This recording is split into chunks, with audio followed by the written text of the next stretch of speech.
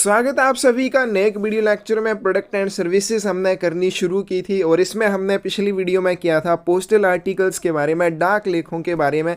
तो टोटल 10 प्रकार के डाक लेख पड़े थे जिनके बारे में हमने डिटेल में भी किया था। आज हम करेंगे स्पेशल सर्विसेज के बारे में, विशेष सुविधाएं जो पोस्ट ऑफिस के द्वारा प्रोवाइड करवाई जाती हैं, जिसमें रजिस्ट्रेशन आएगी, आपकी इंश्योरेंस आएगी और साथ में हम करेंगे वैल्यू पेबल पोस्ट या वैल्यू पेबल पार्सल के बारे में। तो रजिस्ट्रेशन है सबसे पहले आज का टॉपिक। तो रजिस्ट्रेशन क्या होती है? पंजीकरण करवाना। पंजीकरण इसलिए करवाया जाता है किसी भी लेख का ताकि उसका एक रिकॉर्ड रहे और उसको मोर सिक्योर किया जाए, ठीक है, अधिक उसको सुरक्षा प्रदान की जाए। तो ये सारी चीज़ों के लिए रजिस्ट्रेशन पंजीकरण करवाया जाता है। तो सबसे पहले यहाँ पे ऑब्जेक्टिव, उद्देश्य क्या है आप रजिस्ट्रेशन करवाते हैं, क्योंकि इसके लिए एक्स्ट्रा चार्जेस लगते हैं। एक्स्ट्रा चार्जेस तभी दिए जाएंगे क्योंकि ये कुछ आपको उद्देश्य इसका होगा। क्या उद्देश्य है? मेक ट्रांसमिशन मोर सिक्योर, यह प्रसारण को अधिक सुरक्षित बनाता है। स्पेशल प्रिकॉशंस, विशेष सावधानियां बरती जाएंगी। Record kept at all stages, सभी स्टेजेस के ऊपर एक रिकॉर्ड रखा जाता है कि आपका आर्टिकल कहां से किस समय चलना शुरू हुआ था, फिर दूसरी जगह पे कब पहुंचा, तीसरी जगह पे कब पहुंचा और जाके लास्ट में डेस्टिनेशन के ऊपर कब पहुंचा। इन सभी चीज़ों का एक रिकॉर्ड रहता है और जो सेंडर को समय समय पर मिलता रहता है कि भाई आपका आर्टिकल यहाँ पे है, यहाँ पे है, या एड्रेस सी तक पहुंच गया। ये सारी चीज़ों का एक रिकॉर्ड रखा जाता है। तो रजिस्ट्रेशन का ऑब्जेक्टिव क्या हो जाएगा कि ट्रांसमिशन जो है वो अधिक सुरक्षित हो जाता है, विशेष सावधानियां बरती जाएंगी और साथ में रिकॉर्ड रह जाता है सभी स्टेजेस के ऊपर आपके लेख का। दूसरा है but post office is not responsible for, ठीक है, ये सारी चीज़ें तो की जाती हैं लेकिन पोस्ट ऑफिस इस चीज़ के लिए जिम्मेदार नहीं होगा। Loss of registered article, registered article के नुकसान के लिए। इंजरी टू कंटेंट्स और आर्टिकल्स, आपका जो कंटेंट्स आपने भेजे हैं, जो सामग्री उस लेख में भेजी है, उसको कोई नुकसान होता है या इंजरी होती है या फिर आर्टिकल को कोई नुकसान या इंजरी होती है तो इस चीज़ के लिए पोस्ट ऑफिस की कोई भी जिम्मेदारी नहीं होगी। स्पेशल रजिस्ट्रेशन एनवल्प, ये वर्ड हमारे पास 2-3 बार पहले भी वीडियोस में आ चुका है कि स्पेशल रजिस्ट्रेशन एनवल्प जो होते हैं, विशेष पंजीकरण वाले जो लिफाफे होते हैं, पोस्ट ऑफिस के द्वारा इनको बेचा जाता है। Not used for unregistered letters और एनवल्प्स, तो आप इनको अपंजीकृत पत्रों और एनवल्प्स की जगह पे यूज़ नहीं कर सकते हैं। इनका यूज़ किसके लिए करना चाहिए? रजिस्टर्ड आर्टिकल्स के लिए, इंश्योर्ड आर्टिकल्स के लिए, इस तरह के लेखों के लिए करना चाहिए। Articles which can be registered, अब इसमें दो तरह की आपके पास आएंगे। एक तो कि कौन से लेख जो हैं जिनकी रजिस्ट्रेशन या पंजीकरण किया जा सकता है, मतलब उसमें आपकी मर्जी रहेगी, आप करवाना चाहते हैं करवा सकते हैं, नहीं करवाना चाहते हैं तब भी कोई बात नहीं। लेकिन कुछ एक आर्टिकल्स आपके ऐसे भी होंगे जिनके लिए आपको रजिस्ट्रेशन पंजीकरण करवाना ही पड़ेगा। तो सबसे पहले हम देखते हैं कि कौन से लेखों के लिए आप रजिस्ट्रेशन करवा सकते हैं। इसमें आपके पत्र आ जाएंगे, लेटर कार्ड आ जाएंगे, book and pattern packet, blind literature packet, registered newspaper, post card और पार्सल। इन सभी की रजिस्ट्रेशन आप चाहें तो करवा सकते हैं और इनको बिना रजिस्ट्रेशन के भी भेजा जा सकता है, आपको कोई भी रोकेगा नहीं। दूसरा चलते हैं आगे, क्या बोला गया है? Pre payment of postage and registration fee compulsory for all registered articles, जितने भी आप पंजीकृत डाक लेख भेजेंगे उनके लिए पोस्टेज चार्जेस, डाक शुल्क और साथ में जो रजिस्ट्रेशन फीस होगी वो आपको पहले से ही प्री पे करनी पड़ेगी, उसका पूरा भुगतान आपको करना पड़ेगा। For registration article must be presented at post office window and receipt will be given to sender. तो रजिस्ट्रेशन करने के लिए आपको लेख जो है डाकघर की खिड़की पर प्रस्तुत करना पड़ेगा और जो भी सेंडर होगा उस लेख का उसको बुकिंग के बाद एक रसीद दी जाती है, ठीक है, ये सारी चीज़ें हो जाएंगी। Pre payment of postage and registration fee compulsory for all registered articles, जितने भी पंजीकृत लेख होंगे उनके लिए डाक शुल्क और साथ में पंजीकरण शुल्क, इनका पूर्व भुगतान करना क्या है? कंपल्सरी है, अनिवार्य है, वो आपको पहले से ही भुगतान करके उन्हें भेजना पड़ेगा। क्योंकि हम पहले आर्टिकल्स के बारे में कर रहे थे कि आप उसको अनपेड इनसफिशिएंटली पेड भेजते हैं तो कैसे चार्जेस लिए जाते हैं, लेकिन वो कहाँ तक अप्लाई रहेगा? सिर्फ ऑर्डिनरी, जब उसको रजिस्टर्ड एक बार कर दिया तो आपको प्री पेमेंट करनी पड़ेगी। For registration article must be presented at post office window and receipt will be given to sender. Registration के लिए, पंजीकरण के लिए जो लेख है उसको डाकघर की खिड़की पर प्रस्तुत करना चाहिए और जो भी उस लेख का प्रेषक होगा, सेंडर होगा, उसको उसकी बुकिंग के बाद क्या दिया जाएगा? एक रसीद दी जाती है, रिसिप्ट दी जाती है। Articles for which registration is compulsory, तो अभी हमने थोड़ी देर पहले क्या किया कि कौन कौन से लेखों की आप रजिस्ट्रेशन करवा सकते हैं, लेकिन यहाँ पे क्या बोला गया, कौन कौन से ऐसे लेख हैं जिनकी रजिस्ट्रेशन आपको करवानी ही पड़ेगी, कंपल्सरी है, अनिवार्य है। पार्सल एक्सीडिंग 4 kg, पिछली वीडियो में हमने पार्सल के बारे में किया था कि कोई भी पार्सल है अगर वो 4 किलोग्राम वजन तक है तो उसके लिए आप उसकी रजिस्ट्रेशन ना भी करवाएं तो चल जाएगा, आप उसको अनरजिस्टर्ड भी भेज सकते हैं।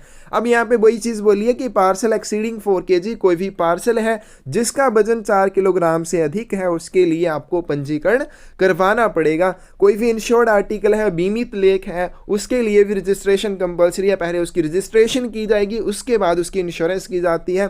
Parcel addressed to a place for which custom declaration is required, अब पार्सल किसी ऐसी जगह के लिए भेजा जाता है जहां पे कस्टम डिक्लेरेशन, कस्टम घोषणा की ज़रूरत हो, तब भी इसके लिए पंजीकरण अनिवार्य हो जाएगा।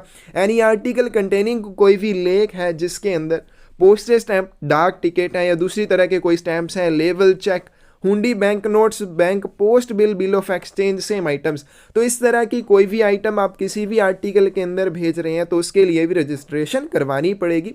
Articles wearing the word registered, उसके बाद कोई भी ऐसा डाक लेख जिसके ऊपर रजिस्टर्ड वर्ड लिखा हुआ है, ठीक है, हम जब भी लेख भेजते हैं उसके ऊपर एड्रेस वाली साइड आपने क्या लिखा हुआ है, रजिस्टर्ड, ये वाला वर्ड लिखा हुआ है, तब भी उसकी रजिस्ट्रेशन आपको करवा के भेजनी पड़ेगी। Registered article which is reposted after having been delivered, अब कोई भी रजिस्टर्ड आर्टिकल था, कोई भी पंजीकृत डाक लेख था, आपने उसको वितरित कर दिया, अब वितरण के बाद जब उसको दोबारा से रीपोस्ट करना चाहता है कोई, तो अब उसके लिए भी रजिस्ट्रेशन करवानी पड़ेगी।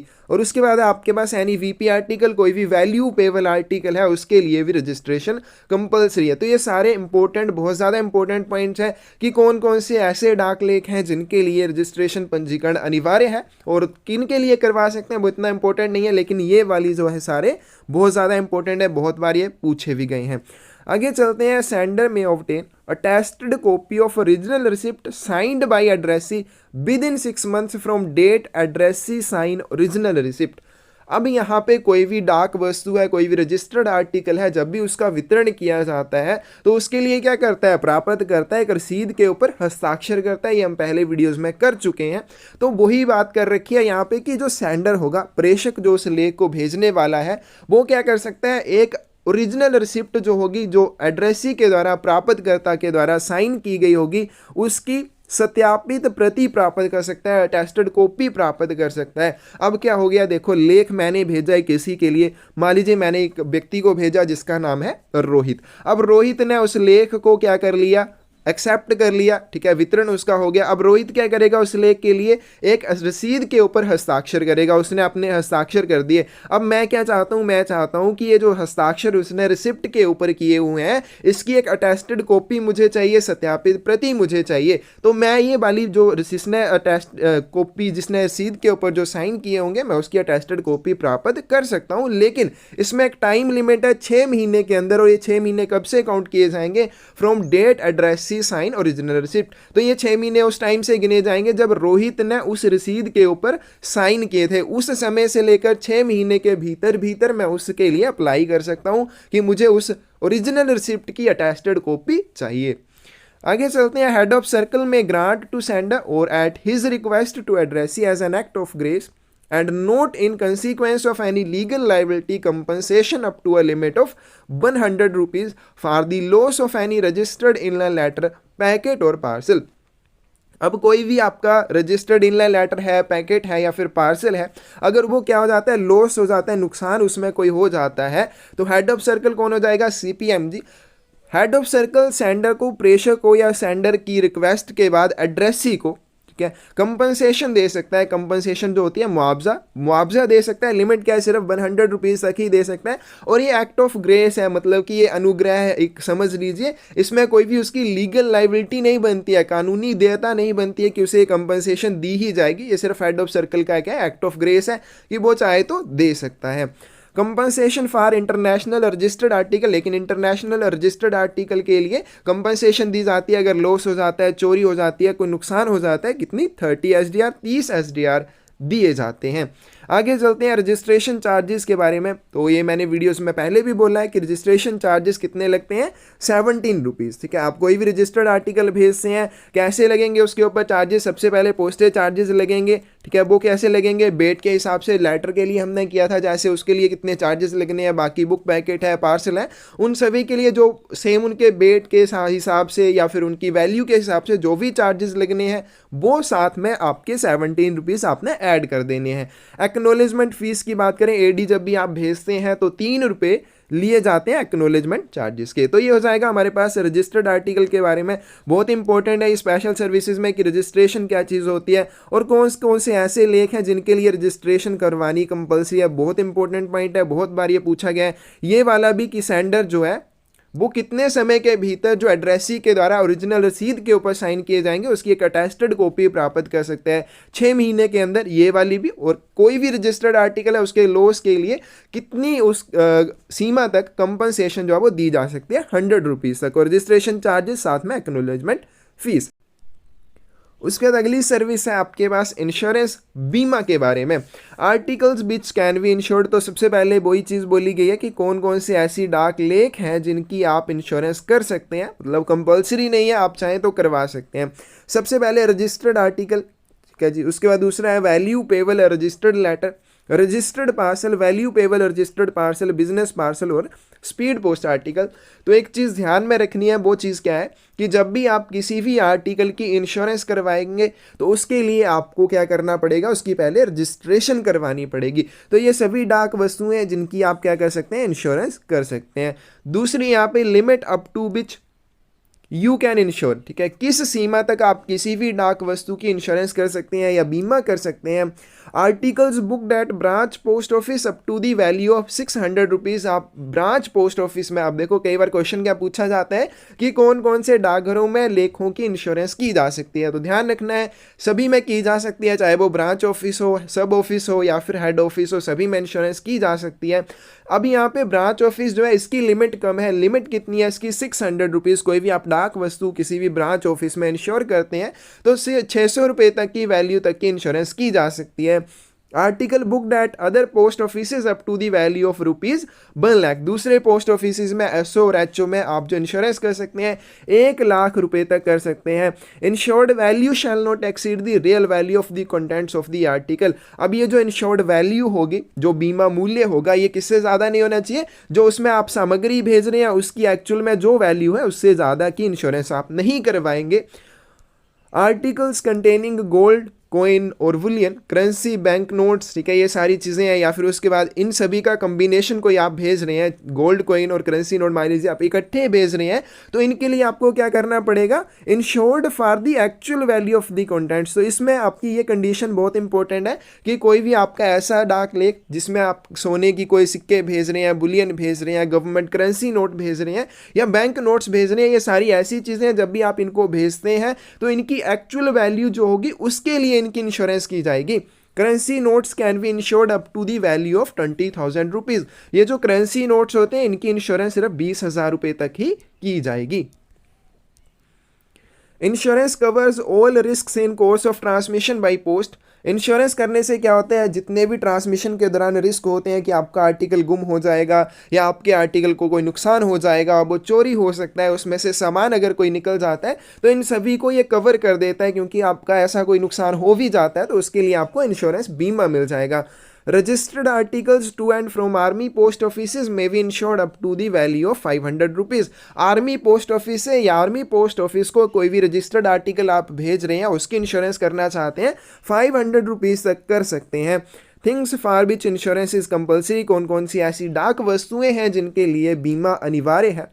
Coin, bullion, precious stones, articles of gold and silver, currency और bank notes sent through inland post only after insurance and must be insured for actual value of contents. तो अभी हमने किया कि कोई भी आपका सोने के सिक्के आप भेज रहे हैं, गोल्ड कॉइन भेज रहे हैं, बुलियन भेज रहे हैं, प्रीशियस स्टोन्स कीमती पत्थर आप भेज रहे हैं, या फिर सोने या चांदी से बनी हुई वस्तुएं हैं, करेंसी नोट या बैंक नोट्स हैं, जब भी आप इनको डाक के द्वारा भेजेंगे सबसे पहले इनकी इंश्योरेंस जो है वो कंपलसरी है। दूसरी चीज़, इनको इनकी एक्चुअल वैल्यू के लिए, अगर आप सोने के सिक्के भेज रहे हैं 20,000 रुपये के लिए, तो इनकी इंश्योरेंस 20,000 रुपये के लिए ही की जाएगी। इंश्योरेंस चार्जेस जो है वो 20,000 रुपये के हिसाब से लिए जाएंगे। Pre payment of all charges on insured article is compulsory. कोई भी आप बीमित लेख भेज रहे हैं उसके लिए जितने भी चार्जेस हैं उनकी प्री पेमेंट करना कंपलसरी है, अनिवार्य है। जैसे आपके पोस्टेज चार्जेस हो जाएंगे, रजिस्ट्रेशन फीस हो जाएगी, इंश्योरेंस फीस है, इन सभी की आपको क्या करनी पड़ेगी, प्री पेमेंट करनी पड़ेगी। और सभी कंपलसरी चार्जेस हैं, किसी भी इंश्योर्ड आर्टिकल के ऊपर आपको देने ही पड़ेंगे। Insured article must covered with strong cover plus fastened and sealed by identical seals of private mark and no any kind of label affixed by sender। Insured article को हमेशा एक strong cover में बंद करना चाहिए, strong cover से बांधना चाहिए, और दूसरा इसको सील करना चाहिए identical seal से जो प्राइवेट मार्क की होनी चाहिए। और दूसरी चीज़, किसी भी प्रकार का कोई भी लेबल सेंडर के द्वारा इसके बाहर नहीं लगाया जाएगा। Frank impressions as postage stamps accepted. जो फ्रैंकिंग मशीन की छाप होती है उसका यूज़ क्यों करते हैं हम, पोस्टेज चार्जेस देने के लिए, तो यहाँ पे भी वो एक्सेप्ट कर लिए जाएंगे। Envelope with black border, transparent panel, coloured border can not be used. कोई भी एनवल्प है जिसका बॉर्डर जो है ब्लैक है, ट्रांसपेरेंट पैनल क्या होता है, अब जब भी आप LIC वगैरह के लेटर्स आते हैं उनमें जो एड्रेस लिखा होता है वो बाहर नहीं लिखा होता है, कैसे लिखा होता है, अंदर लिखा होता है। जब कोई बैंक वाले भेजते हैं, कोई भी आपने देखा होगा ATM कार्ड आएगा, पैन कार्ड आएगा, तो उसमें क्या होता है, जो एड्रेस लिखा होता है वो कहाँ होता है, लिफाफे के अंदर होता है। तो उसके बाहर जो खिड़की सी बनाई होती है ना, जिसके बाहर लिफाफा सा लगा होता है, उसको कहते हैं ट्रांसपेरेंट पैनल। कलर्ड बॉर्डर भी नहीं होना चाहिए, इन सभी का यूज आप नहीं कर सकते इंश्योर्ड आर्टिकल के मामले में। Seals must be placed over each flap and if necessary note can be placed under central seal. तो ये हमने फ्लैप के बारे में पिछली वीडियो में किया था कि ये क्या चीज़ होती है। तो इस तरह से सील जो है वो लगाई जाएंगी, प्रत्येक फ्लैप के ऊपर सील लगाई जाएगी, यहाँ पर भी, ठीक है, यहाँ पर भी, यहाँ पर भी, यहाँ पर भी और यहाँ पर भी, इस तरह से। और अगर ज़रूरत है तो सेंट्रल जो भी सील है इसके नीचे, मतलब इसको आप रस्सी से बांध के इसके नीचे गांठ दे सकते हैं। Recommended for insured letters use of registration envelopes. तो जब भी आप इंश्योर्ड लेटर भेजेंगे आपको रिकमेंड किया जाता है, आपको बोला जाता है कि आप क्या करें, रजिस्ट्रेशन एनवल्प्स का यूज़ करें। कौन प्रोवाइड करता है, पोस्ट ऑफिस के द्वारा प्रोवाइड किए जाते हैं। Responsibility of post office about insured letter. बीमित लेख के लिए, बीमित पत्र के लिए पोस्ट ऑफिस की क्या जिम्मेदारी रहती है। Compensation payable for after 1 month of intimation of loss. Loss की सूचना के 1 महीने के बाद आपको कंपनसेशन मुआवजा दिया जाएगा। Head of circle can withhold. Head of circle के पास लेकिन ये पावर होती है, वो इस कंपनसेशन को भी रोक सकता है। Compensation not more than value for which articles was insured. तो जिस सीमा के लिए आपने आर्टिकल की इंश्योरेंस की थी उससे ज़्यादा के लिए आपको कंपनसेशन कभी भी नहीं मिलेगी। तो ये थोड़ी सी इंपॉर्टेंट पॉइंट्स है। कौन आपकी इसमें कंपनसेशन को रोक सकता है, विदहोल्ड कर सकता है, हेड ऑफ सर्कल रोक सकता है। और दूसरी चीज़ यहाँ पे कंपनसेशन जो होगी जिसके लिए आपने इंश्योर किया था ले को, उससे ज़्यादा आपको नहीं मिलेगी। No compensation will be payable if. कौन कौन सी ऐसी कंडीशन है जब आपको कंपनसेशन या मुआवजा नहीं दिया जाएगा। Miss delivery due to incorrectness और इनकम्प्लीट एड्रेस बाई सेंडर।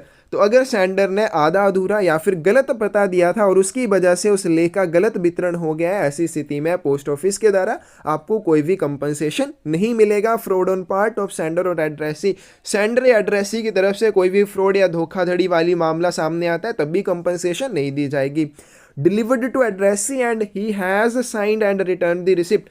प्राप्तकर्ता को लेख का वितरण कर दिया गया हो और प्राप्तकर्ता ने उसके लिए रसीद के ऊपर साइन कर दिए हो और रसीद जो है पोस्ट ऑफिस को वापस कर दी हो, तब भी कोई कंपनसेशन नहीं दी जाएगी। No intimation of loss within 3 months from date of posting. Loss के 3 महीने के अंदर आप उसमें नहीं करते हैं, इंटीमेशन नहीं देते हैं, तो ऐसी स्थिति में भी कोई आपको कंपनसेशन नहीं मिलेगी। ठीक है, तो ये 3 महीने जो है कब से गिने जाएंगे, डेट ऑफ पोस्टिंग से गिने जाएंगे। ठीक है, no intimation of loss within 3 months. आप 3 महीने के भीतर लॉस के बारे में नहीं बताते हैं। और कब से 3 महीने गिने जाएंगे, जब उस लेख को पोस्ट किया गया था उस समय से लेकर। Damage arising due to nature of article. मान लीजिए आपने लेख ही ऐसा भेजा था, उसी की वजह से नुकसान हुआ है, तब भी कंपनसेशन आपको नहीं दी जाएगी। वेयर लॉस और damage was due to improper और इनसिक्योर पैकिंग। दूसरा, आपने अच्छे से उसकी पैकिंग नहीं की थी, असुरक्षित पैकिंग आपने की थी, उसकी वजह से नुकसान हुआ है। Where there is no visible damage to the cover और सील्स। तो अब यहाँ पे हमने क्या किया कि इंश्योर्ड आर्टिकल के ऊपर आपको क्या सील्स वगैरह लगानी चाहिए। तो अगर उसकी सील्स के साथ कोई भी छेड़छाड़ नहीं की गई है और ना ही उसमें कोई डैमेज दिख रही है, तब भी कोई कंपनसेशन नहीं दी जाएगी। Where the insured article contains government currency notes, bank notes, gold coin or bullion or any combination of these has not been insured for actual value of contents। तो ये हमने इसके लिए कंडीशन भी किया है कि अगर ये सारी चीज़ें आप भेजते हैं तो इसके लिए आपको इनकी एक्चुअल वैल्यू के लिए इंश्योर्ड इनको करके भेजना है। लेकिन अगर आप ऐसा नहीं करते हैं, इनको इनकी एक्चुअल वैल्यू के लिए इंश्योर करके नहीं भेजते हैं और फिर कोई भी लॉस हो जाता है, कोई भी नुकसान हो जाता है, तब अभी आपको कोई कंपनसेशन नहीं दी जाएगी। Where the insured article obtained anything the transmission of which by post is prohibited। जब यहाँ पे आप इंश्योर्ड आर्टिकल को तो भेज रहे हैं लेकिन उसमें कोई ऐसी वस्तु भेजी जा रही है जो प्रोहिबिट है, जिसको आप डाक के द्वारा नहीं भेज सकते हैं, तो उसमें भी कोई नुकसान हो जाता है, लॉस हो जाता है, तब भी आपको कोई कंपनसेशन नहीं दी जाएगी। If article recovered after compensation. अब मुआवजा आपको मिल गया, उसके बाद आपका आर्टिकल कहीं से मिल जाता है, क्योंकि कई बार होता है मुआवजा मिलने के बाद भी लेख पोस्ट ऑफिस वालों को मिल जाता है, तो कैसे उसका निपटान किया जाता है। If compensation is less than amount of loss article और कंटेंट रिटर्न टू सेंडर। अगर कंपनसेशन आपको कम मिली है और जो अमाउंट है उस आर्टिकल की या जो कंटेंट्स मिले हैं वो ज़्यादा है, ठीक है, इनकी वैल्यू क्या है, जो आर्टिकल है या कंटेंट्स मिले हुए हैं उनकी वैल्यू ज़्यादा, कंपनसेशन आपको कम मिली है, तो ऐसी स्थिति में उसको जो भी मिलेगा, चाहे वो कंटेंट मिले चाहे पूरे का पूरा आर्टिकल मिले, उन्हें सेंडर को वापस कर दिया जाएगा। If compensation is more sender has to repay. लेकिन कंपनसेशन अगर ज़्यादा है और जो सेंडर है वो उस लेख का वितरण वापस लेना चाहता है, तो ऐसी स्थिति में उसे क्या करना पड़ेगा, जो भी कंपनसेशन मिली है वो उसको रीपे करनी पड़ेगी, वापस करनी पड़ेगी। Tariff for insurance. इंश्योरेंस के लिए, बीमा करने के लिए क्या चार्जेस लिए जाते हैं। सबसे पहले पोस्टेज चार्जेस ये लगेंगे ही लगेंगे as per wait and class.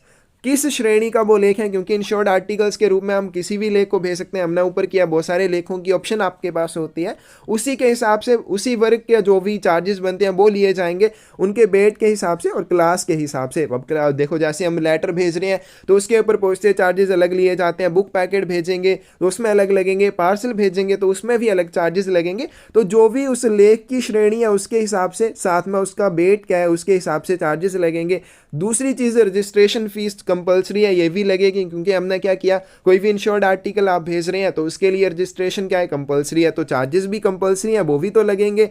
साथ में इंश्योरेंस फीस कैसे कैलकुलेट करेंगे। अगर तो 200 रुपीज़ तक की आपने इंश्योरेंस करनी है, तो मतलब कि उस लेख के लिए 200 रुपये के कंटेंट्स आप भेज रहे हैं, तो इंश्योरेंस जो वो कितनी फीस लगेगी, 10 रुपये। फॉर एवरी एडिशनल रुपीज़ 100 और पार्ट, उसके बाद इस 200 के बाद प्रत्येक 100 ग्राम के लिए आपसे 6 रुपये लिए जाएंगे। Acknowledgement is compulsory and free. अब इंश्योर्ड आर्टिकल के लिए इंपॉर्टेंट ये पॉइंट है कि इसमें जो एक्नोलेजमेंट होती है, वैसे हमने क्या किया, रजिस्टर्ड आर्टिकल के लिए एक्नोलेजमेंट के लिए कितने रुपए लगते हैं, 3 रुपये लगते हैं। लेकिन इंश्योर्ड आर्टिकल के लिए इसमें कोई भी चार्जेस आपसे नहीं लिए जाते हैं, ये फ्री ऑफ चार्ज होती है। तो ये आ जाएगा इंश्योर्ड के बारे में, इंश्योरेंस वैल्यू, ठीक है। चार्जेस फॉर इंश्योरेंस, किन केसेस में आपको कोई भी इंश्योरेंस या कंपनसेशन जो है वो नहीं मिलेगी, कौन कौन से लेख हैं जिनके लिए इंश्योरेंस कंपलसरी है, ये सारी चीज़ें आपको बिल्कुल अच्छे से कर लेनी है।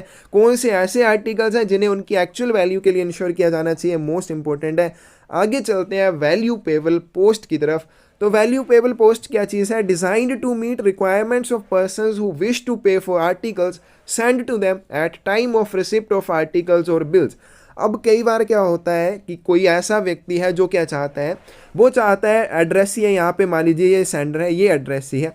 अब सेंडर जो है वो लेख भेजेगा और एड्रेस ही क्या चाहता है, जब मैं इस लेख को प्राप्त करूँगा तब मैं सेंडर को इसके लिए पे करूँगा, पेमेंट करूँगा। तो यहाँ पे कौन सी सुविधा का यूज़ किया जाता है, वैल्यू पेबल पोस्ट का उपयोग किया जाता है। सेंडर कोई भी कीमती सामान या फिर कोई भी ऐसी चीज़ भेजता है जिसका कुछ मूल्य है, और एड्रेस ही जो है उसके लिए उसके वितरण के समय जब वो उसे प्राप्त करेगा तब उसके लिए भुगतान करता है, और फिर जो भुगतान ये करेगा वो वापस जो है सेंडर को भेजा जाएगा। तो ये होती है आपकी value payable post, designed to meet requirements of persons who wish to pay for articles sent to them at time of receipt of article और बिल्स। ये उन व्यक्तियों की सुविधा के लिए जो चाहते हैं कि जब उनका लेख उन्हें मिलेगा तब वे उसके लिए भुगतान करें।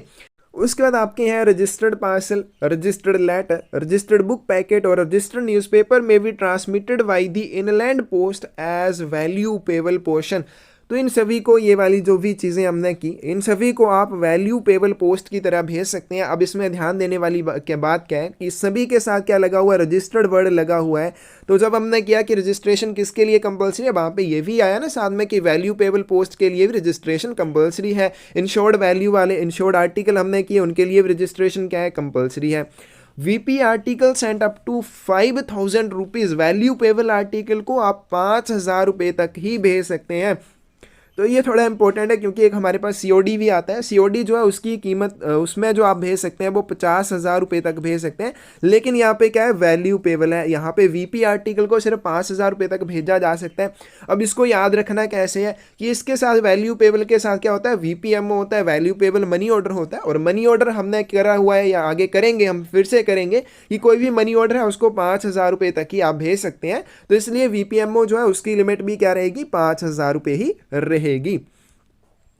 बीपी आर्टिकल पार्सल लेटर और पैकेट नोट कंटेन। अब वैल्यू पेबल आर्टिकल है, पार्सल आप चाहे भेजे हैं, चाहे लेटर भेज रहे हैं, चाहे पैकेट आप भेज रहे हैं, तो उसमें क्या नहीं होना चाहिए, coupon, ticket, certificates, introductions designed for sale of goods known as snowball system.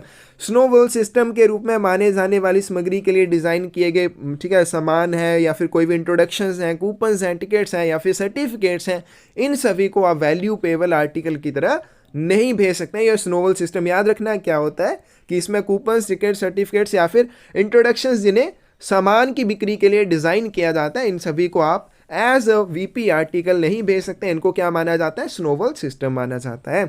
For VP article sender declares it is sent in execution of a bona fide order received by him.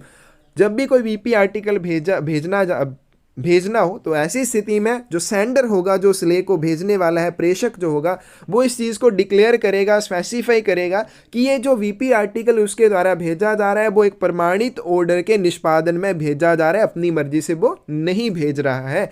Legal documents, bonds, insurance policies, promissory notes, railway goods, bills, even articles possesses no intrinsic value, bills of inland or ordinary bills of landing or ordinary bills में भी Saint as VP post. तो इन सभी को, कोई भी legal documents हैं, bonds हैं, इंश्योरेंस पॉलिसी है, प्रोमिसरी नोट्स हैं, रेलवे का सामान है, बिल्स हैं, इवन ऐसे आर्टिकल्स जिनकी कोई भी इंस्ट्रिंसिक वैल्यू नहीं है, आंतरिक मूल्य नहीं है, उसके बाद बिल्स ऑफ लैंडिंग और ऑर्डिनरी बिल, इन सभी को आप as a value payable post की तरह भेज सकते हैं। लेकिन स्नोबॉल सिस्टम नहीं आएगा, बाकी इन सभी को भेजा जा सकता है।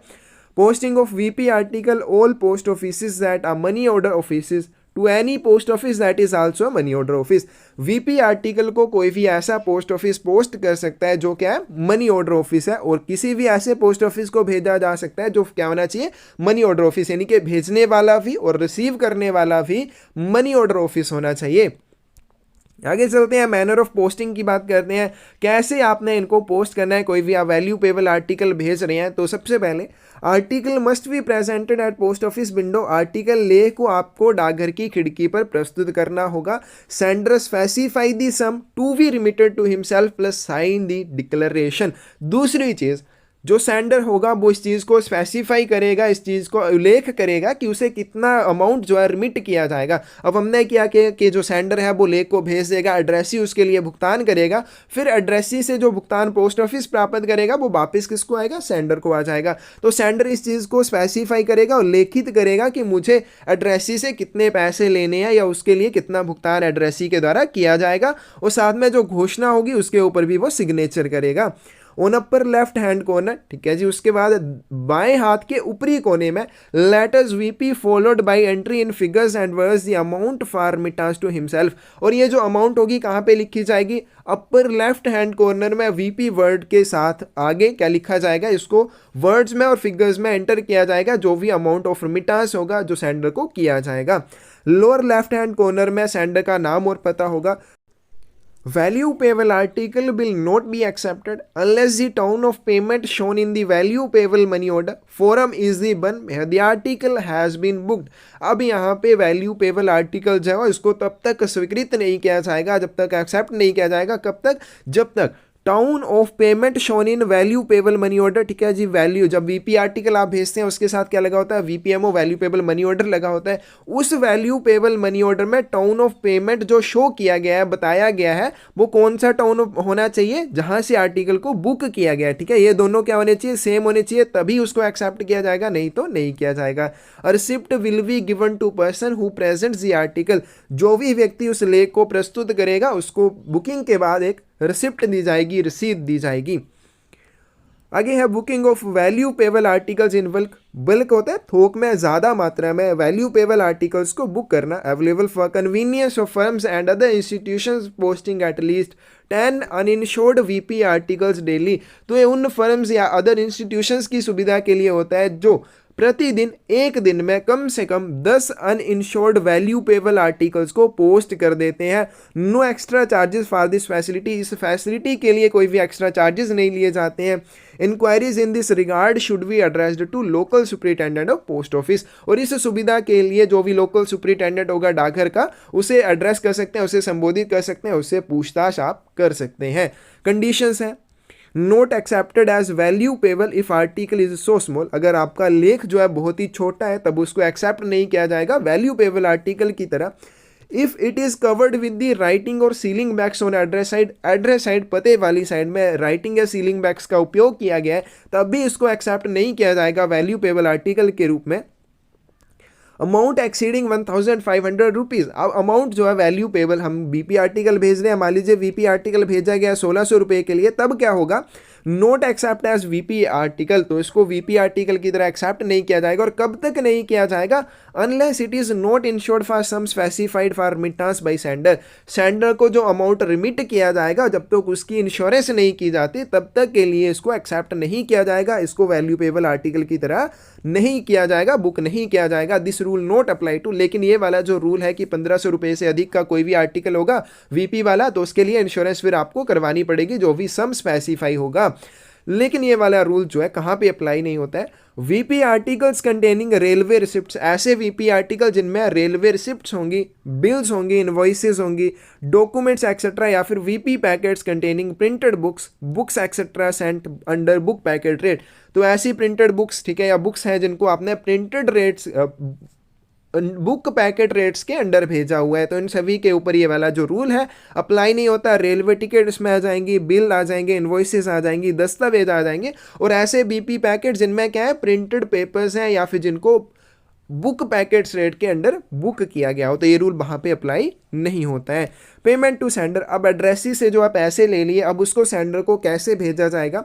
Amount recovered from addressee remitted to sender by money order, क्योंकि इसके साथ क्या लगा हुआ है, VPMO value payable money order लगा हुआ है, तो उसको लगाने का यही मतलब है कि जो भी एड्रेसी से पैसे लिए जाएंगे वो सेंडर को इसी मनी ऑर्डर के माध्यम से वापस भेजे जाते हैं। तो अमाउंट जो भी रिकवर किया जाएगा प्राप्तकर्ता से, वो सेंडर को कैसे रिमिट किया जाएगा, मनी ऑर्डर के माध्यम से। If addressee omits to take delivery within 7 days, अगर प्राप्तकर्ता 7 दिनों के भीतर उस लेख का वितरण लेने में असफल रहता है, वो नहीं आता है, return to sender on 8th day, तो वीपी आर्टिकल को 8वें दिन सेंडर को वापस भेज दिया जाएगा, इनके ऑफिस ऑफ पोस्टिंग को भेजा जाएगा, वो आगे सेंडर को उसे वापस कर देंगे। आगे चलते हैं। If addressee applied in writing to post office for detention of article after 7 days, अब एड्रेसी जो है उसने पोस्ट ऑफिस में उस लेख को रोकने के लिए आवेदन किया हुआ है उन 7 दिनों के बाद भी, क्योंकि नॉर्मल जब भी कोई वीपी आर्टिकल आएगा, रजिस्टर्ड आर्टिकल के लिए भी 7 डेज है, वीपी आर्टिकल आएगा तब भी उसको 7 दिनों तक रोक के रख सकते हैं अगर एड्रेस ही नहीं मिलता है। लेकिन 8वें दिन जब वापस करने का टाइम है, मान लीजिए उससे पहले जो आपका एड्रेस ही है वो पोस्ट ऑफिस में ये लिख के जाता है या लिख के दे के जाता है कि भाई आपने जो मेरा लेख है उसको 7 दिन के बाद भी रोक के रखना है, तो further period also not exceeding 7 days beginning from 8th debt plus पे प्रेस्क्राइब फी। तो ऐसी कंडीशन में क्या किया जाएगा, फिर उसको आगे एक और अवधि के लिए रोक कर रखा जा सकता है जो 7 दिन से ज़्यादा नहीं होगी, यानी कि पहले वाली जो अवधि है वो भी 7 दिन की है, उसके बाद अगर वो डिटेन करना है पोस्ट ऑफिस में फिर से उसको आगे 7 दिनों के लिए डिटेन करके रखा जा सकता है, और ये जो 7 दिन होंगे फिर 8वें दिन से गिनने शुरू कर दिए जाएंगे। तो एक थोड़ा सा यहाँ पे कन्फ्यूज़ नहीं होना है। क्या होता है कि कई बार आपसे पूछा जाता है, जहाँ पे यहाँ पे जैसे लिखा हुआ है कि सेंडर को 8वें दिन वापस कर दिया जाएगा, कई बार क्वेश्चन पेपर में क्या बोला जाता है कि मान लीजिए कौन से दिन इसको सेंडर को रिटर्न किया जाएगा, तो वहां पे क्या लिखा होगा, आफ्टर 7th डे, 7वें दिन के बाद ऑन 8th डे, तो ये दोनों ही सही हैं क्योंकि 7वें दिन के बाद 8वां ही दिन आता है और 8वें दिन, तो ये तो बिल्कुल सही ऑप्शन आ जाएगी। तो उसी तरह से यहाँ पे भी दिया हुआ है कि 7 दिन के बाद आपका ये आर्टिकल फिर से अगले 7 दिनों के लिए रोक कर रखा जा सकता है। मतलब ये 7 दिन के बाद मतलब 8वें दिन से ये 7 दिन गिने जाएंगे। Article not return to sender until expiration of further period, और जब ऐसी डिटेंशन की जाएगी इन 7 दिन के बाद, ठीक है, 15 दिन के भीतर पीछे पीछे, तो इस 7 और 15 दिन के बीच में फिर आर्टिकल जो है उसको भेजा नहीं जाएगा, उसको सेंडर को वापस नहीं किया जाएगा। ये वाली जो अवधि है इसको पूरा करना ही पड़ेगा, फिर 15वें दिन जाके लेख जो है वो सेंडर को भेजा जाएगा। एनी फीस और paid note refunded in any case, यहाँ पे कोई भी जो फीस दिया है, कोई भी शुल्क दिया हुआ है, वो किसी भी स्थिति में किसी भी कंडीशन में आपको रिफंड नहीं किया जाएगा। When VP article return to sender after such detention, और ऐसी डिटेंशन के बाद, ऐसे जब्तीकरण के बाद जब भी आर्टिकल सेंडर को वापस किया जाएगा, सेंडर रिक्वायर्ड टू पे any due charges on it plus acknowledgement charges, तो सेंडर को जो भी ड्यू चार्जेस हैं, जो देय चार्जेस हैं, और साथ में एक्नोलेजमेंट चार्जेस भी फिर उसको देने पड़ेंगे। आगे चलते हैं, complaints regarding VP article, value payable article से संबंधित कोई भी शिकायत है तो कितने समय के भीतर में वो की जाएगी। Inquiry made by post office on paying prescribed fee, inquiry आप करना चाहते हैं तो निर्धारित जो भी फीस होगी वो पे आपको करनी पड़ेगी उसकी इंक्वायरी के लिए। आगे हम करेंगे कितनी है। Fees paid by means of postage stamps plus stamps affixed on complaint letter, अब जो कंप्लेंट के लिए आप चार्जेस देंगे वो आप कैसे देंगे, पोस्टेज चार्जेस के रूप में देंगे, या फिर पोस्टेज चार्जेस जो आप कंप्लेंट लेटर के ऊपर भी लगाकर उसका भुगतान कर सकते हैं। Complaints made within 6 months from date of posting VP article, value payable article को पोस्ट करने के 6 महीने के भीतर आप उसके बारे में कंप्लेंट कर सकते हैं, उसके बाद पोस्ट ऑफिस की जिम्मेदारी नहीं होगी। चार्जेस, यहाँ पे चार्जेस जो है पोस्टेज एज पर बेट, जो पोस्टेज चार्जेस लगेंगे वो लगेंगे वजन के हिसाब से। रजिस्ट्रेशन फीस इसमें भी कंपलसरी है 17 रुपीज़, ये तो आपको देने ही पड़ेंगे। उसके बाद है value payable amount exceeds 1500 rupees, insurance is compulsory. अगर वैल्यू पेबल आर्टिकल का जो अमाउंट है जो सेंडर को रिमिट किया जाना है 1500 रुपये से अधिक है तो उसके लिए भी इंश्योरेंस बीमा जो है वो कंपलसरी हो जाएगा। अब यहाँ पे देखते हैं चार्जेस, तो वैल्यू अगर पेबल जो आर्टिकल है उसकी वैल्यू है 20 रुपये से नीचे तो वीपी फीस लगेगी 2 रुपये, 21 रुपये से 50 रुपये के बीच में 3 रुपये लगेगी, 50 रुपये से अधिक होने पर 5 रुपये चार्जेस लिए जाएंगे। तो यहाँ पे हमारी ये स्पेशल सर्विसेज जो हमने करनी थी आज की वीडियो में ये यहाँ पे ख़त्म हो जाती है। अब थोड़ा सा रिवीजन करते हैं पिछली वीडियो का और साथ में इस वीडियो का भी, और यहाँ पे देखते हैं क्योंकि इंपॉर्टेंट पॉइंट्स जो है इनको अलग से लिखा हुआ है ताकि आप इनको एक बार फिर से देख लें, आपको ये फिर से याद आ जाए। चलिए देखते हैं पोस्ट कार्ड के बारे में। पिछली वीडियो में हमने किया था पोस्ट कार्ड के बारे में, उसमें सिंगल पोस्ट कार्ड किया, रिप्लाई पोस्ट कार्ड था, मेघदूत पोस्ट कार्ड था, प्रिंटेड पोस्ट कार्ड और कंपटीशन पोस्ट कार्ड, ये सभी हमने किए। सिंगल पोस्ट कार्ड के लिए 50 पैसे प्राइस है, रिप्लाई पोस्ट कार्ड के लिए 1 रुपये है, मेघदूत पोस्ट कार्ड 25 पैसे, प्रिंटेड मुद्रित पोस्ट कार्ड 6 रुपये और वहीं पे कंपटीशन पोस्ट कार्ड की क्या कीमत है 10 रुपये है।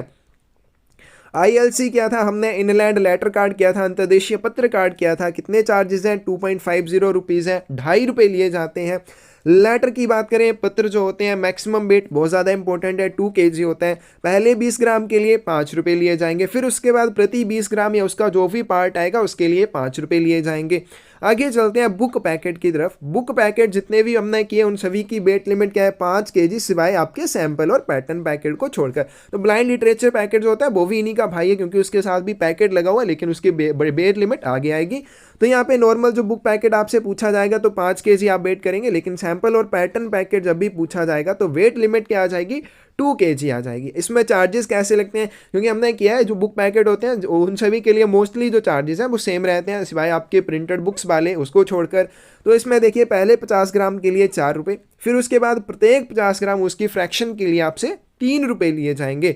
Book packet containing printed books, तो ऐसे बुक पैकेट जिनमें मुद्रित किताबें, क्योंकि हमने किया था इसमें जो रेट है सबसे कम लिया जाता है, मैक्सिमम वेट इसका भी 5 kg हो जाएगा। पहले 100 ग्राम के लिए 1 रुपये, फिर उसके बाद अगले 100 ग्राम या उसके पार्ट के लिए 1 रुपये, मतलब सबसे कम चार्जेस अगर हैं तो वो यही है बुक पैकेट जिसमें प्रिंटेड बुक्स होंगी। उसके बाद बुक पैकेट कंटेनिंग पीरियोडिकल, इसमें क्या था, इसमें हमने क्या था कि ये वेट जो इसमें चार्जेस लगेंगे वो किसके ऊपर डिपेंड करेंगे, वेट एंड वैल्यू, उसके वजन और उसकी वैल्यू क्या है उन दोनों के ऊपर डिपेंड करेंगे। तो वैल्यू जो है अगर 20 रुपये से कम है तो पहले 100 ग्राम के लिए 2 रुपये, अगले 100 ग्राम के लिए 3 रुपये। 21 से 50 रुपये के बीच में है, पहले 100 ग्राम के लिए 4 रुपये, अगले 100 ग्राम के लिए 5 रुपये। और 50 रुपये से अधिक वैल्यू का पीरियोडिकल है, पत्रिका है, तो 8 रुपये पहले 100 ग्राम के लिए, फिर अगले 100 ग्राम के लिए आपसे लिए जाएंगे 9 रुपये। उसके बाद आपका ब्लाइंड लिटरेचर पैकेट, तो ब्लाइंड लिटरेचर पैकेट जो है इसको 7 kg तक मैक्सिमम आप भेज सकते हैं। इसमें postage charges, registration fees, additional charges ये सभी क्या है, फ्री है, आपसे ये वाले चार्जेस नहीं लिए जाते हैं। Parcel maximum weight 20 kg, parcel जो होगा उसका अधिकतम वजन कितना हो सकता है, 20 किलोग्राम हो सकता है। 10 किलोग्राम इफ बुक्ड और एड्रेस्ड टू बीओ, जब भी बीओ से संबंधित आपका पार्सल होगा, आप बीओ को भेज रहे हैं या फिर बीओ से संबोधित कहीं को कर रहे हैं, तो ऐसी स्थिति में उसकी जो वेट लिमिट आ जाएगी वो आ जाएगी 10 kg। लेकिन ये रजिस्टर्ड पार्सल के बारे में बोल रहा है, अगर अनरजिस्टर्ड होगा तब ये वेट लिमिट सिर्फ 4 kg होगी, चाहे फिर बीओ से संबंधित हो, एचओ या एसओ से संबंधित हो। चार्जेस कैसे लिए जाएंगे, 500 ग्राम्स के लिए 19 रुपीज़ लिए जाएंगे। उसके बाद प्रत्येक 500 ग्राम्स या उसकी फ्रैक्शन के लिए कितने लिए जाएंगे, 16 रुपये लिए जाएंगे। रजिस्टर्ड न्यूज़पेपर, तो इसमें भी हमने 2 करे थे, एक सिंगल कॉपी के लिए अलग से चार्जेस लगते हैं। अगर पैकेट होगा रजिस्टर्ड न्यूज़पेपर का जिसमें सेम इशू वाले और सेम डेट वाले आपके रजिस्टर्ड न्यूज़पेपर होंगे तब उसके लिए अलग चार्जेस होंगे। तो सिंगल कॉपी आप भेज रहे हैं, पहले 50 ग्राम के लिए 25 पैसे, फिर 50 ग्राम से लेके 100 ग्राम तक आपके 50 पैसे, और फिर उसके बाद प्रत्येक 100 ग्राम के लिए 20 पैसे लगेंगे। वहीं पे पैकेट होगा अगर रजिस्टर्ड न्यूज़पेपर का, पहले 100 ग्राम के लिए 50 पैसे और फिर उसके अगले 100 ग्राम के लिए 20 पैसे। रजिस्ट्रेशन, ये तो हमने आज किया। रजिस्ट्रेशन फीस जो है किसी भी आर्टिकल के लिए कितनी लगती है, 17 रुपीज़, 17 रुपये आपसे लिए जाएंगे। Concessional registration fee for VPP containing printed books, ऐसा वैल्यू पेबल पोस्ट जिसमें क्या है, मुद्रित किताबें हैं, तो उसमें जो रजिस्ट्रेशन फ़ी है उसमें भी आपको कंसेशन मिल जाता है। और ये जो कंसेशन होगा, अगर 50 रुपये से अधिक वैल्यू नहीं है इनकी बुक्स की तो 2.5 रुपये आपसे रजिस्ट्रेशन चार्जेस लिए जाएंगे।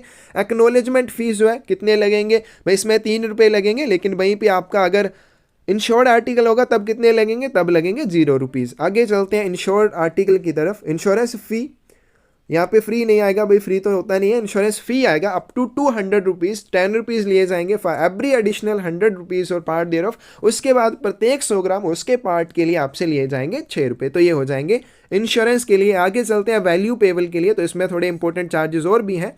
वैल्यू पेबल फीस की बात करें अगर तो 20 रुपये तक आप भेज रहे हैं, क्योंकि 5000 रुपये से अधिक तो आप भेज नहीं सकते हैं। 20 रुपये तक भेज रहे हैं तो कितने लगेंगे, 2 रुपये लगेंगे। 21 रुपये से लेकर 50 रुपये तक की वैल्यू है, 3 रुपये लगेंगे। और 50 रुपये से अधिक का तब कितने लगेंगे, 5 रुपये लगेंगे। VPP warehousing charges for detention beyond 7 days.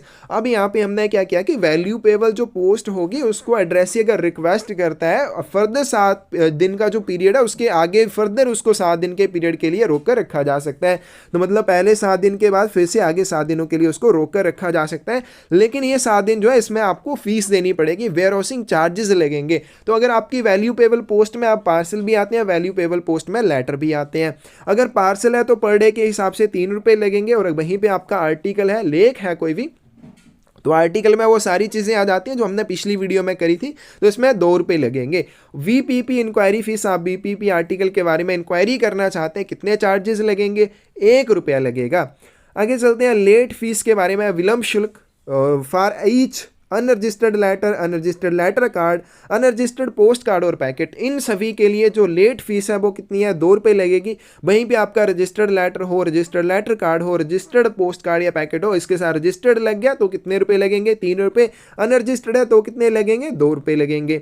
आगे चलते हैं fees for obtaining copy of original receipt signed by addressee. तो हम कर रहे थे ना कि अगर सेंडर चाहता है तो एड्रेसी के द्वारा साइन की हुई रसीद की ओरिजिनल कॉपी होगी उसकी सत्यापित कॉपी जो है वो प्राप्त कर सकता है। उसके लिए कितने चार्जेस लगेंगे, क्योंकि अब देखो रसीद जो है किसके लिए साइन की जाएगी, कोई भी रजिस्टर्ड आर्टिकल होगा तो प्रत्येक रजिस्टर्ड आर्टिकल के लिए अगर आपको एड्रेसी के द्वारा साइन की हुई ओरिजिनल रिसिप्ट की कॉपी चाहिए तो वो कितने रुपये लगेंगे, आपके 2 रुपये लगेंगे। 2 रुपये चार्जेस आपको देने पड़ेंगे। Fees for franking machine, franking machine के लिए क्या शुल्क है, 5 वर्ष के लिए 375 रुपीज़ है। Fees for recall of postal article, डाक लेख को वापस बुलाने के लिए क्या शुल्क है। मान लीजिए मैंने कोई लेख भेजा है लेकिन मुझे वो वापस चाहिए, डाक से मुझे निकालना है या मैं चाहता हूँ कि मुझे वापस मिल जाए, तो ऐसी स्थिति में 6 रुपये पर आर्टिकल के हिसाब से लिए जाएंगे। पोस्टल आइडेंटिटी कार्ड, डाक पहचान पत्र, वैलिडिटी इसकी 3 साल है और चार्जेस कितने हैं, 9 रुपीज़ है। तो आज की वीडियो में बस इतना ही। बाकी हम देखेंगे स्पीड पोस्ट के बारे में, एक्सप्रेस मेल सर्विस के बारे में, बिजनेस पार्सल के बारे में, इन सभी के बारे में हम करेंगे नेक्स्ट वीडियो में। तो आज हम जितना भी किया है इसमें कोई भी आपको गलती नजर आती है, क्योंकि इतना सारा करना होता है, कई बार कुछ गलती हो जाए तो उस चीज़ के लिए आप कमेंट सेक्शन में ज़रूर बताएं। कोई भी आपको डाउट हो तो आप भी ज़रूर कमेंट सेक्शन में पूछ सकते हैं, उसको क्लियर कर सकते हैं, मैसेज आप कर सकते हैं हमें, और अपने डाउट जो है वो क्लियर आप साथ साथ में करते जाएंगे। तो जब हम क्वेश्चन पेपर्स करेंगे आपको क्वेश्चन पेपर्स का हर एक क्वेश्चन आता होगा, तो इस तरह से आप इनको अच्छे से पढ़ेंगे। Thank you.